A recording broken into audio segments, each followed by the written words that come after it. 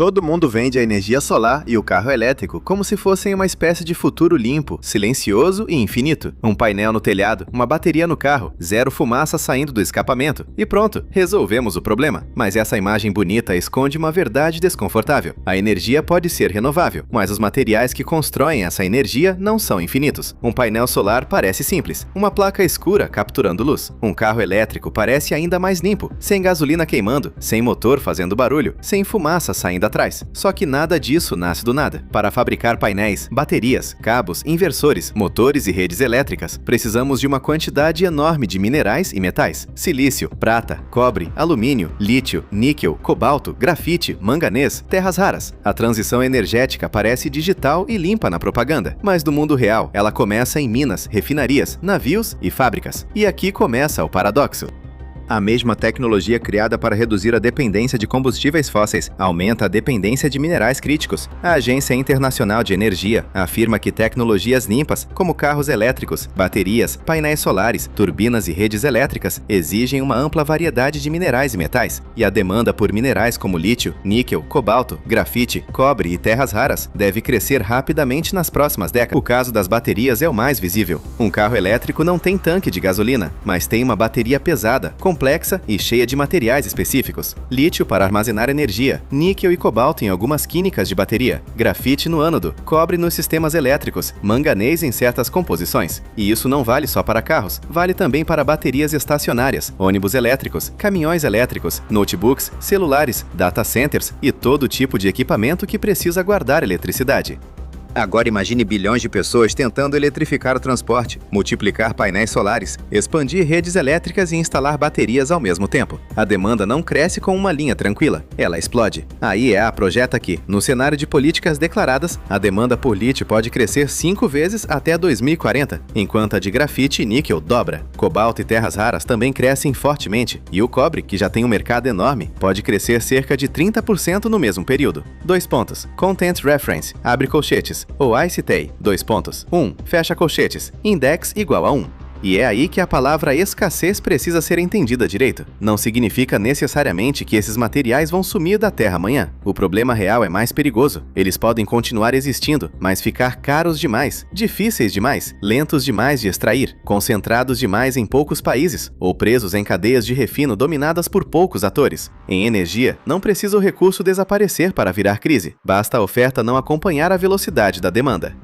Pensa no cobre. Ele é o sistema nervoso da eletrificação. Está nos cabos, motores, transformadores, redes de transmissão, carregadores e painéis. Quanto mais eletrificamos o mundo, mais cobre precisamos. Só que abrir uma mina nova não é como abrir uma loja. Pode levar mais de uma década entre descoberta, licenciamento, investimento, construção e operação. A energia limpa anda na velocidade da urgência climática, mas a mineração anda na velocidade da geologia, da política e da licença ambiental. Nos painéis solares, a contradição também existe. A luz do sol é praticamente inesgotável na escala humana, mas o painel que captura essa luz é físico. Ele precisa de silício purificado, alumínio, vidro, cobre e, em muitas tecnologias, prata nos contatos elétricos. O painel parece uma janela para uma energia infinita, mas ele é uma máquina material, e como toda máquina material, precisa ser fabricado, transportado, instalado, mantido e um dia reciclado. E aqui entra o lado sombrio que quase nunca aparece no comercial.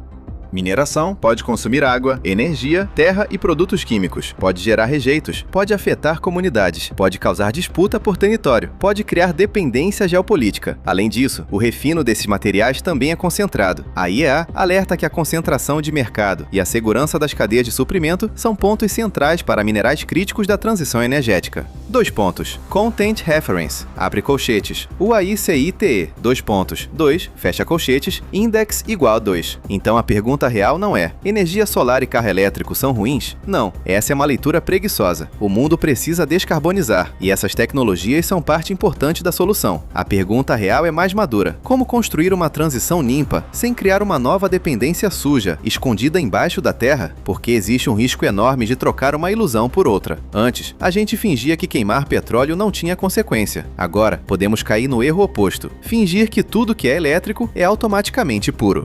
Mas um carro elétrico não apaga a mineração da bateria, um painel solar não apaga a cadeia de produção, uma bateria gigante não apaga o problema do descarte. O escapamento sumiu, mas a conta física foi para outro lugar. Agora vem a parte que decide o futuro. Se painéis solares e baterias forem tratados como produtos descartáveis, o problema cresce. Mas se forem pensados como parte de uma economia circular, a história muda. Reciclagem de baterias, recuperação de lítio, níquel, cobalto e cobre, reuso de módulos solares, projetos mais fáceis de desmontar, menos dependência de materiais raros, novas químicas de bateria, como o LFP, que reduzem o uso de cobalto e níquel, mais transporte público elétrico, não apenas mais carros individuais elétricos. Essa é a diferença entre uma transição inteligente e uma corrida desesperada por minerais. A ironia é que o futuro limpo talvez não dependa só de produzir mais energia, talvez dependa de consumir energia e materiais com mais inteligência.